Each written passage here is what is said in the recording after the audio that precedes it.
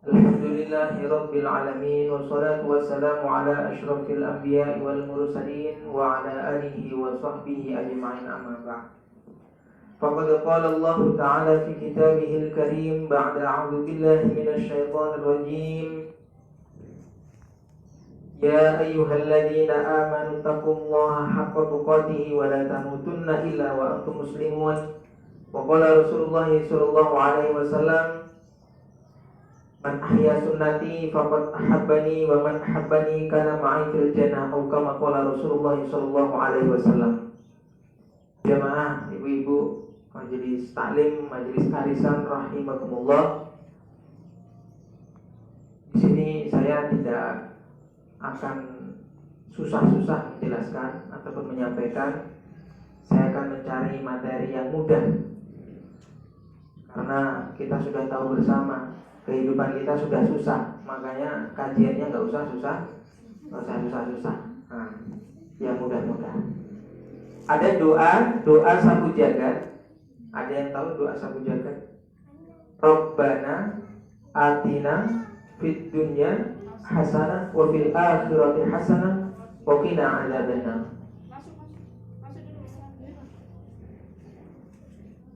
Rabbana, ya Allah, atina, berikanlah kepada kami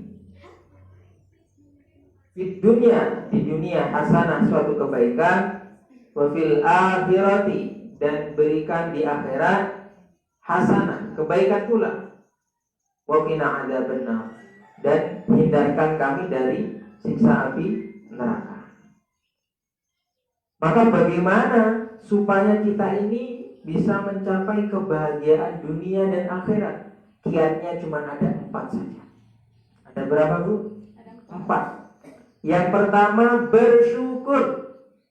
Kalau pengen dunia bahagia, akhirat bahagia, bersyukur. Kehidupan kita ya, Bu, kalau dicari susahnya banyak, tapi kalau mau dicari senangnya juga banyak. Bahkan ada istilah, sesusah-susahnya orang pasti bahagia, sebahagia-bahagia orang pasti pernah susah. Maka kita bersyukur. Belajar dari syukurnya kodok. Kodok di sini bahasanya apa? Kodok juga ya. Katak. Kodok apa katak di sini punya? Kodok ya, katak. Kodok sama katak saudara, adik kakak, sama.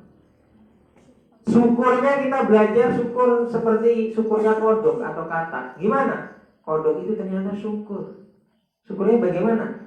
La in syakartum la azidannakum wa la in kafartum. Nah, cuma kita dengarnya apa? Tung. Tapi itu sedang bersyukur. La in syakartum wa la in kafartum. Maka bersyukur. Kodok kalau nggak mau dia bersuara tung, tandanya nggak bersyukur. Kalau nggak bersyukur, diusir sama teman-teman kodoknya dari sawah, akhirnya pergi ke jalanan. Di jalan ada Pak Haji lewat bawa motor, keplindes, kepenyet, mati. Kalau kita manusia nggak mau bersyukur, dipenyet-penyet sama Allah Subhanahu wa ta'ala. Maka harus bersyukur. Kiat yang selanjutnya, ibu-ibu jamaah rahimakumullah, supaya kita mendapatkan kebahagiaan dunia dan akhirat, yaitu dengan bersabar.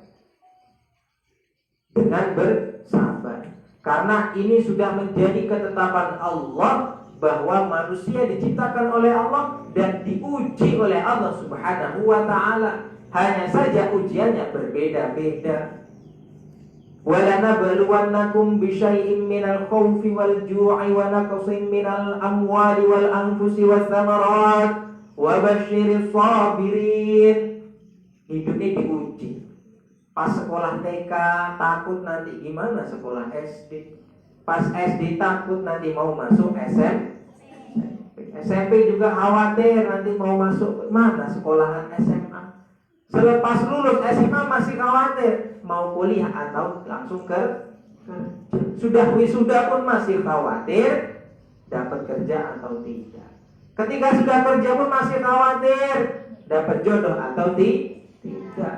Sudah dapat jodoh pun khawatir nanti dapat anak atau tidak. Sudah punya anak pun khawatir anaknya nanti jadi anak baik ataupun anak buruk. Sudah punya anak baik masih khawatir dia mau mendoakan kita atau tidak. Selama masih hidup semua diuji oleh Allah Subhanahu wa taala. Kekhawatiran dalam diri kita itu pun adalah ujian. Maka kita bersabar. Harus bersabar. Ada orang itu keluarganya bagus, anaknya bagus-bagus, istrinya cantik, hartanya banyak, tapi diuji Allah dengan penyakit. Baru usia 50 tahun sudah kena diabetes, sudah kena serangan jantung, stroke. Ada juga orang itu sehat terus, tinggalnya di desa, sehat terus, ke sawah pagi sampai sore, bahkan tidur sampai di sawah. Digigit ular pun tinggal diusap-usap sembuh sendiri. Tapi nggak megang uang, itu pun adalah ujian. Sedangkan punya uang tidak punya uang ini tuh suatu kepentingan. Apa maksudnya? Kita mau apapun selama masih hidup memang butuh uang. Bahkan di sini yang hadir kelihatan, walaupun semua menghadapnya sini kelihatan mana yang megang uang, mana yang tidak megang uang. Wanita tetap cantik, wanita tambah cantik, wanita cantik ketika megang uang tambah cantik. Wanita jelek nggak megang uang tambah sudah. Maka ya sudah bisa dilihat. Maka walaupun semua ada di sini sudah bisa terlihat mana yang megang uang, mana yang tidak. Maka kita persiapkan diri kita ini untuk apa? Untuk jangan siapnya ketika bahagia saja, tapi juga siap dalam keadaan menderita. Ada orang sekarang itu siapnya kalau senang, dikasih kenikmatan siap, panennya bagus siap, gajinya tinggi siap, keluarganya baik-baik siap. Tapi giliran diuji sekali saja, apalagi ibu-ibu di sini diuji sekali saja seakan-akan sudah seperti juara satu kelurahan tentang kesusahannya. Padahal dikasih nikmat dari lahir. Maka kita bersabar. Dan tanda orang yang lurus dalam ujian, yang bersabar siapa? Yang ketika disabar, ketika diuji oleh Allah dia sabar, dan dia tambah dekat kepada Allah Subhanahu wa taala. Maka lihat sekarang diri kita masing-masing. Kalau dengan datangnya ujian kok kita tambah taat kepada Allah, tandanya kita lulus diuji oleh Allah. Tapi kalau diuji kok malah tambah jauh dari Allah, tandanya tidak lulus ujian. Maka kiat yang kedua apa? Bersabar. Kiat yang ketiga apa? Silaturahmi. Tanamkan rasa sayang dalam diri kita. Karena fitrahnya manusia, ini adalah fitrahnya manusia memiliki sifat cinta ataupun sayang. Makanya sampai ada lagu itu, rasa cinta apa itu Bu? Pasti ada dalam diri manusia. Mungkin seperti itu, saya pun ya gak tahu apa. Tandanya apa? Setiap manusia normal pasti ada namanya rasa cinta. Sekarang gini saja cara contohnya. Satu desa ini ibu kenal sama orang satu desa. Itu kira-kira mana banyak orang yang dicintai atau banyak orang yang dibenci. Nah maka kalau kita mau bahagia dunia dan akhirat, timbulkan selalu rasa cinta. Karena kalau punya rasa benci sedikit saja, itu akan susah kehidupan kita di dunia apalagi di akhirat. Musuh satu cukup, tapi orang yang kita cintai 1000 saja tidak cukup. Hidup punya tetangga kita benci sekali, rasanya itu seperti udah pengen pindah rumah. Kalau perlu dia yang pindah dari desa kita. Karena apa? Karena kita tidak cinta.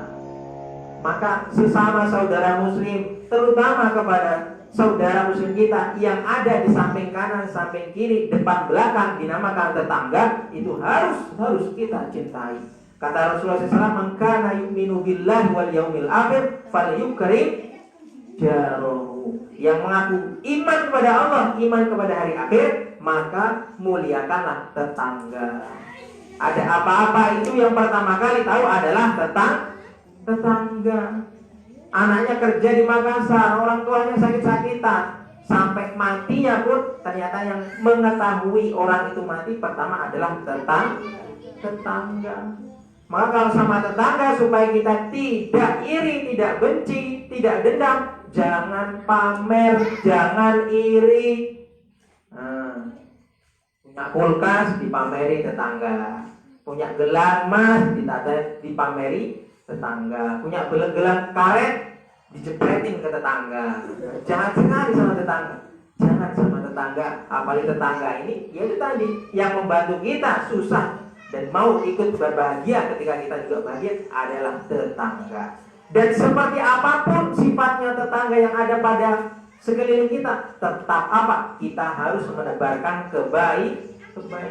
Jangan mentang-mentang, kamu bisa jahat sama saya bisa lebih jahat lagi dibandingkan kamu. Wah, ini bukan cinta, nanti malah jadi permusuhan yang diwariskan. Maka sifat cinta, rasa kasih sayang, silaturahmi harus ada pada diri kita kalau kita mau bahagia. Tetangga itu, Bu, tetangga itu walaupun nggak punya harta, miskin seumpama, tapi kalau kita cintai, dia ngasih apapun saja, walaupun itu murah sekali, senang kita. Tapi tetangga kaya, rumahnya tinggi, sombong, ngasih pizza aja, walaupun itu enak sekali, kita gimana kita kira-kira ngomongnya? Ini pasti pista dan pizzanya itu pasti dari rezeki yang haram ini. Padahal tapi dicicipi juga habis. Tandanya apa? Karena udah dibenci. Begitu juga ibu ini punya istri. Ibu punya istri, punya suami. Ibu punya suami, itu walaupun jeleknya 7 turunan seumpama 7 turunan, tapi kalau baik sekali, itu mau dikasih berapapun rezeki tetap diterima. Tapi kalau gantengnya, seperti sarukan ataupun serokan, tapi kok pelit sekali, ya sudah, buat apa? Dalam hati buat apa? Pasti kita nggak simpatis, nggak cinta, karena pelit. Maka sama siapapun di sekitar kita, jangan pelit. Maka kiat yang keempat supaya bahagia dunia dan akhirat apa? Kita mau bersedekah. Karena kata Rasulullah SAW, as-shadaqatu burhanun, sedekah adalah bukti keimanan kita kepada Allah Subhanahu wa Ta'ala. Dan kalau ada orang bilang, saya kalau kaya baru sedekah, tapi kalau belum kaya nggak mau, seperti itu. Nanti kalau pun kaya, dia tetap pelit. Saya kasih contoh, buku ya, ibu-ibu ya. Kalau seumpama dapat uang 2 miliar, kira-kira mau disedekahkan berapa ya? Kok dari Budama berapa, Bu? Dikasih 2 miliar, mau disedekahkan berapa? 1 miliar. Seumpama, berapa? 1 miliar ya? Kalau saya enggak, kalau seumpama dikasih 2 miliar, saya sedekahkan semua, kan masih seumpama. Masa seumpama saja pelit? Jangan pelit, masih seumpama loh.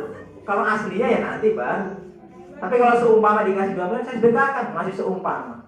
Nah kita kadang seumpama saja masih pelit. Maka jangan pelit dalam kehidupan kita supaya dicintai. Maka yang singkat ini semoga bisa menjadi motivasi kita dalam menjalani kehidupan di dunia ini. Tambah semangat lagi dalam kita memperbaiki diri kita, memperbaiki ilmu kita, sehingga kita bisa mencapai Rabbana atina fid dunya hasanah wa fil akhirati hasanah wa qina adzabannar. Amin Allahumma amin. Subhanallah. Demikianlah yang disampaikan. Assalamualaikum warahmatullahi wabarakatuh.